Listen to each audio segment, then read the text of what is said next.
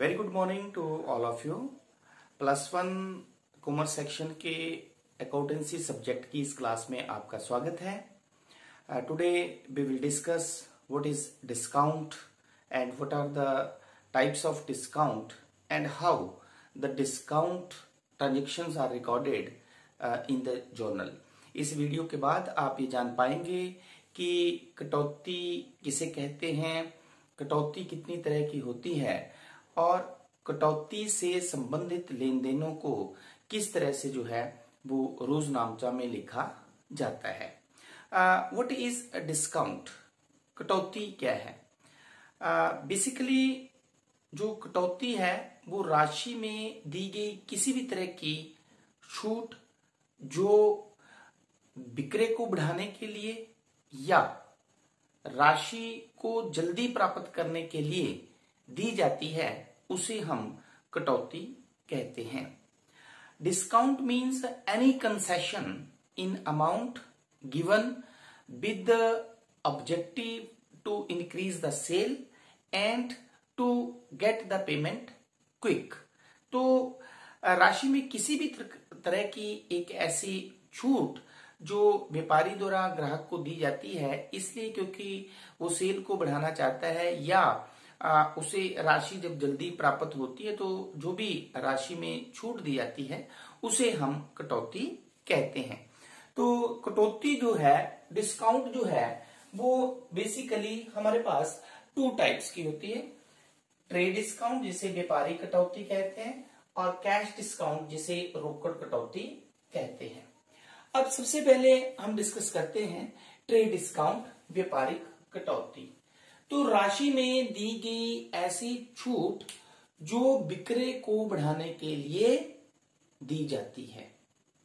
Any concession in amount given to increase the sale. तो व्यापारी द्वारा विक्रय को बढ़ाने के लिए जो छूट दी जाती है उसे हम व्यापारिक कटौती कहते हैं, उसे हम ट्रेड डिस्काउंट कहते हैं। ट्रेड डिस्काउंट एक ऐसी छूट होती है जिसे हम लेखा पुस्तकों में जो है वो अलग एंट्री के रूप में नहीं लिखते हैं, बल्कि इसकी जो भी राशि होती है, जो छूट की जो राशि होती है उसे जो सूची मूल्य होता है, वस्तु के प्राइस जो होती है, जो लिस्ट प्राइस होती है उसमें घटा दिया जाता है और जो राशि फिर बचती है उससे हम जो है वो लेन देन को लेखा पुस्तकों में लिखते हैं। इसे हम व्यापारिक कटौती कहते हैं। तो व्यापारिक कटौती के केस में एक महत्वपूर्ण बात जो आपने ध्यान में रखनी है वो क्या है कि व्यापारिक कटौती की जो राशि होगी उसे जो है वो सूची मूल्य में से घटा दिया जाता है। इसे अलग से जो है वो रोजनामचा एंट्री में या रोजनामचा प्रविष्टि में नहीं लिखा जाता है। अब इसे हम एक ट्रांजैक्शन की सहायता से समझते हैं कि किस तरह से जो है वो व्यापारिक कटौती को जो है वो लेखा पुस्तकों में हम लिखते हैं। सपोज हमारे पास ट्रांजैक्शन है जून 5, 2021 को हमारे पास लेन देन है goods purchased from Aman for ₹5,000 at 10% trade discount. Aman से गुड्स खरीदी गई, ठीक है, 10% ट्रेड डिस्काउंट। व्यापारिक कटौती जो थी वो कितनी थी? 10%। अब इस लेन देन में आप देख सकते हैं कि हमारे पास जो 2 खाते हुए, एक हुआ अमन अकाउंट एंड द सेकंड हुआ, क्योंकि गुड्स खरीदी है तो गुड्स के स्थान पर हम लेते हैं परचेज अकाउंट। तो अमन क्योंकि पर्सनल है, देन परचेज रियल, क्योंकि गुड्स के स्थान पर ये अकाउंट ओपन किया गया है। तो अमन जो है वो पर्सनल अकाउंट है और पर्सनल अकाउंट का रोल क्या होता है? Debit the receiver, credit the giver. तो जब हम अमन से गुड्स परचेज कर रहे हैं तो इसका मतलब क्या हुआ? अमन क्या हुआ? गिवर। तो अमन अगर गिवर हुआ, रूल है debit the receiver, credit the giver, इसलिए अमन का खाता जो क्रेडिट होगा तो ऑटोमेटिकली, क्योंकि गुड्स खरीदी जा रही है, real account debit water comes in, तो जो चीज आ रही है व्यवसाय में उसे हम डेबिट करते हैं, तो परचेज अकाउंट जो है वो डेबिट होगा। अब ये तो 2 खाते थे जो इस लेन देन में प्रभावित हो रहे हैं, तो हम अमन के खाते को क्रेडिट करेंगे और परचेज के खाते को डेबिट करेंगे। अब नेक्स्ट इसमें क्वेश्चन क्या है कि हम अमाउंट कितना लिखेंगे।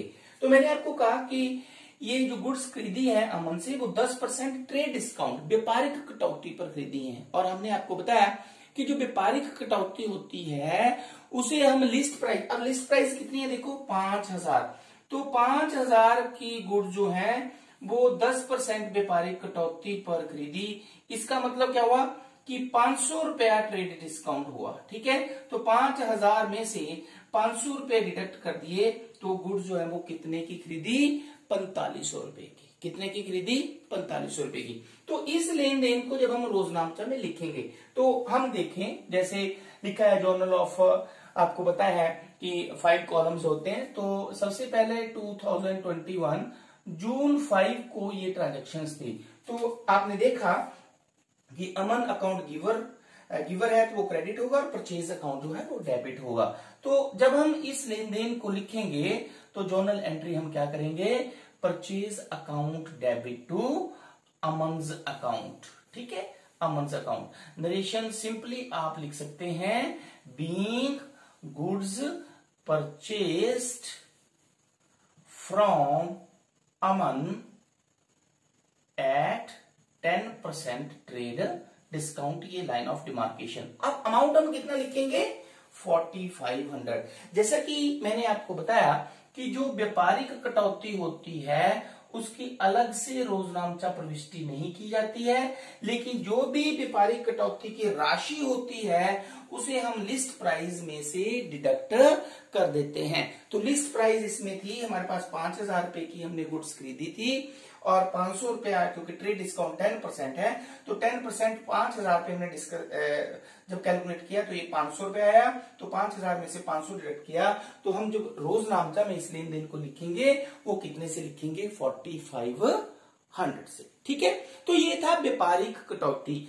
ट्रेड डिस्काउंट बेसिकली व्यवसाय के स्वामी या व्यापारी द्वारा जो है वो ग्राहक को आकर्षित करने के लिए, ठीक है, बिक्री को बढ़ाने के लिए जो है वो ये छूट दी जाती है। जैसे आप कभी भी मार्केट में जाते हैं तो मार्केट के बाहर अगर बोर्ड पे लिखा होता है 10% ऑफ, 20% ऑफ, बड़े बड़े मॉल्स में आप जाएं तो वहां पे लिखा होता है 10% ऑफ, 20% ऑफ। तो ये 10% ऑफ, 20% ऑफ जो होता है वो कौन सा डिस्काउंट होता है, इट इज ट्रेड डिस्काउंट, क्योंकि ये ग्राहक को आकर्षित करने के लिए, बिक्री को बढ़ाने के लिए दिया जाता है। और जितना भी जैसे 10% और 20% होता है, जो लिस्ट प्राइस होती है, जो उस वस्तु पे लिखी गई होती है, जो मूल्य होता है, उसमें से वो जो जितना भी वो कटौती, व्यापारिक कटौती होती है, उसे घटा दिया जाता है। तो इस तरह से जो है हम व्यापारिक कटौती को लेखा पुस्तकों में लिखते हैं।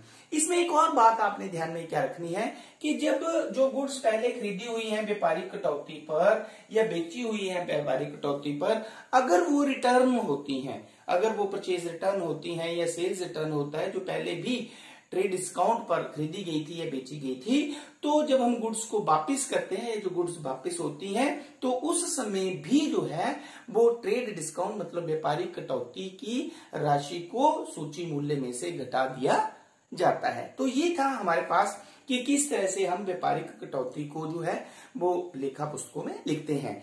सेकंड अब हमारे पास आता है कैश डिस्काउंट, जिसे हम रोकड़ कटौती भी कहते हैं। तो रोकड़ कटौती भी राशि में दी गई एक ऐसी छूट होती है जो भुगतान को शीघ्र प्राप्त करने के उद्देश्य से दी जाती है। मतलब व्यापारी द्वारा ग्राहक अगर जल्दी पैसे दे देता है तो जल्दी पैसे देने के लिए जो है उसकी राशि में से कुछ राशि जो है वो छोड़ दी जाती है, उसे हम रोकड़ कटौती कहते हैं, ठीक है। तो cash discount is a concession which is given to get the payment quick. Payment के राशि जो होती है उसे जल्दी प्राप्त करने के उद्देश्य से जो है वो ग्राहक को जो राशि में छूट दी जाती है उसे हम रोकड़ कटौती कहते हैं। अब रोकड़ कटौती जो है कैश डिस्काउंट जो है वो ये दो तरह का होता है, एक होता है डिस्काउंट रिसीव्ड और एक होता है डिस्काउंट अलाउड। लेकिन कैश डिस्काउंट के केस में हमेशा आपने ध्यान में रखना है कि कैश डिस्काउंट की रोजनामचा में प्रविष्टि की जाती है। अब ये प्रविष्टि कैसे की जाती है इसे हम एक एग्जाम्पल की सहायता से समझते हैं। जैसे देखें मैंने आपको पहले बताया कि डिस्काउंट रिसीव्ड या डिस्काउंट अलाउड दी गई कटौती या प्राप्त कटौती के रूप में रोकड़ कटौती हो सकती है। तो प्राप्त कटौती डिस्काउंट रिसीव, तो डिस्काउंट रिसीव तब किया जाता है जब हम किसी को पेमेंट कर रहे हैं और जितनी पेमेंट करनी हो उससे हम कम पेमेंट कर रहे हैं, तो इसका मतलब क्या हुआ, हमें डिस्काउंट प्राप्त होगा। और डिस्काउंट रिसीव्ड जब होगा तो वो इनकम होगी, और इनकम होगी तो नॉमिनल अकाउंट के अकॉर्डिंगली जो है वो डिस्काउंट रिसीव्ड जो है वो क्रेडिट होगी, क्योंकि नॉमिनल अकाउंट का रूल होता है debit all the expenses and losses and credit all the incomes and gains. अब ये कैसे होता है, हम एक ट्रांजेक्शंस को लेके ये समझते हैं। सपोज आपने जो पहले ट्रांजेक्शंस ली थी, देखें वो ली थी goods purchased from Aman for ₹5,000 and 10% trade discount. तो अमन से कितने रुपए की माल खरीदा था, 4500, आपके सामने ही है ना, ठीक है। अब ट्रांजेक्शन देखो हमारे पास क्या है, cash paid to Aman 4400 and discount received ₹100। अब हमने अमन से कितने की गुड्स खरीदी थी पहले, आप देख सकते हैं 4500 की। लेकिन देखिए नेक्स्ट 7 जून को हमारे पास जो है वो ट्रांजेक्शन क्या है कि हमने अमन को पैसे कितने दिए, 4400, और हमने रिसीव क्या किया, ₹100 डिस्काउंट जो है वो हमने रिसीव किया, ठीक है। तो ये कौन सा डिस्काउंट है, कैश डिस्काउंट, रोकड़ कटौती। ये कब दिया जाता है, जब कोई ग्राहक जो है वो आपकी राशि का भुगतान शीघ्र कर देता है, ठीक है। तो उस समय जो राशि में छूट दी जाती है उसे हम जो है वो कैश डिस्काउंट कहते हैं। अब कैश डिस्काउंट को लिखा पुस्तकों में हम कैसे लिखते हैं, तो अगर तो रोकड़ कटौती हमें प्राप्त हो रही है, डिस्काउंट कैश डिस्काउंट रिसीव हो रहा है, तो वो इनकम होगा और इनकम हमेशा क्रेडिट होगी।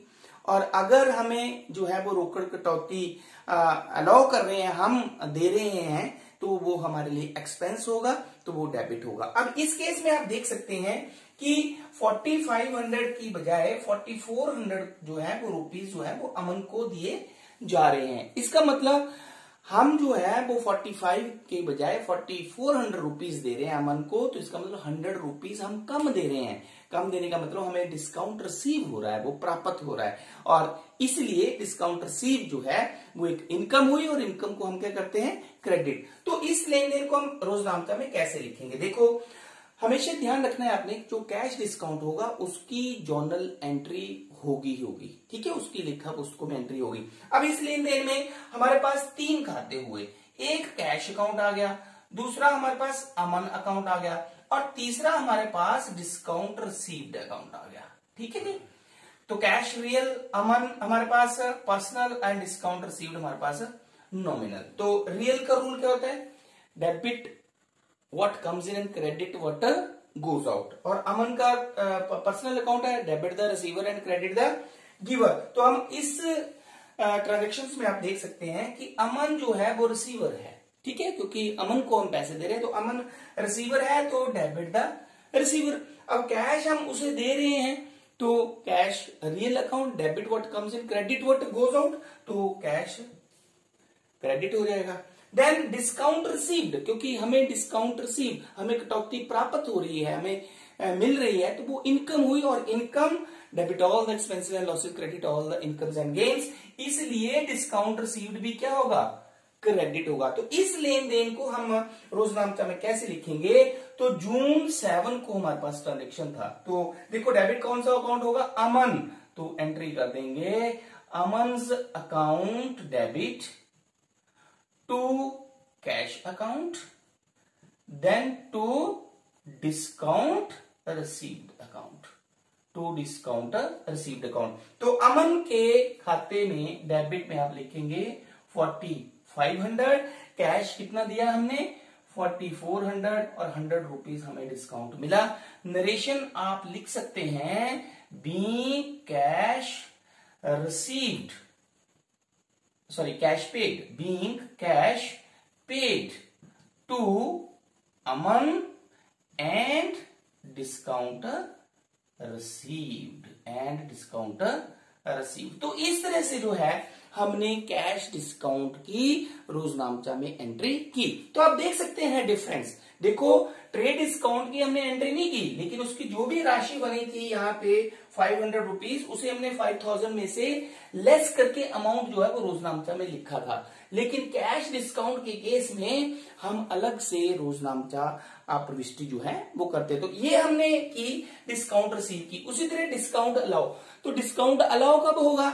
जब हम किसी को डिस्काउंट देंगे, ठीक है, तो वो हमारे लिए खर्चा होगा। तो जब हम किसी से जो है वो पेमेंट किसी से मतलब लेने हैं पैसे, हमने कम लेते हैं हम उससे पैसे, उसको हम डिस्काउंट देते हैं, तो वो डिस्काउंट जो है वो हमें जो है वो अलाउ करना पड़ता है, इसलिए वो डेबिट होगा। तो मान लो इसकी जगह हम ले लेते हैं कैश 10 जून को हम ले लेते हैं कैश रिसीव्ड सपोज फ्रॉम हरी ₹1000 या 990 एंड अलाउड ₹10 कैश डिस्काउंट।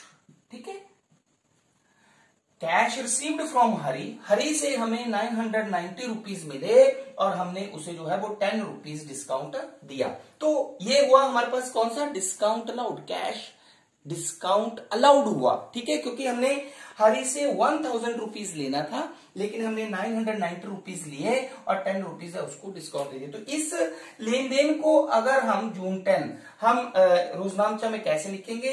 तो क्योंकि हमें कैश मिला है तो debit what comes in cash account debit, then discount allowed आ गया यहाँ पे। ठीक है, discount allowed account debit to Hari, तो हरी के खाते में क्रेडिट में 1000, कैश में 990 और यहां पे आ जाएगा। तो इस तरह से आपने देखा कि इस लेन देन में कैश अकाउंट डेबिट, क्योंकि real account debit what comes in, discount allowed account debit हुआ, क्योंकि डिस्काउंट अलाउड जो है वो एक नॉमिनल अकाउंट हुआ, क्योंकि debit all the expenses and losses, क्योंकि लॉस हुआ हमारे लिए 990 रुपीज मिले 1000 की जगह, तो 10 रुपीज जो है वो एक व्यवसाय के लिए लॉस हुआ, इसलिए इसे हमने डेबिट किया और हरी से हमने 1000 रुपीज लेने थे।